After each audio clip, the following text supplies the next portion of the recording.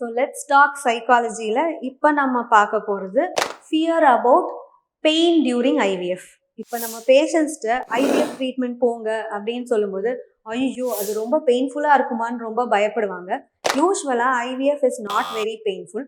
Daily injections எடுக்க சொல்லுவோம், but all those are subcutaneous injections with smaller needles, so they will not cause much pain.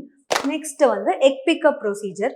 அது ஒரு minor procedure done under general anaesthesia. So நீங்கள் கான்ஷியஸாக இருக்க மாட்டீங்க. Post procedure there will not be much pain.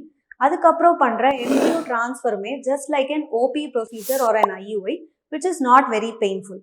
Embryo ட்ரான்ஸ்ஃபருக்கு அப்புறம் we might prescribe you few progesterone injections which are oil based, and ஒரு சில பேருக்கு அது மட்டும் கொஞ்சம் ஸ்வெல்லிங்கோ பெயினோ கொடுக்கும்.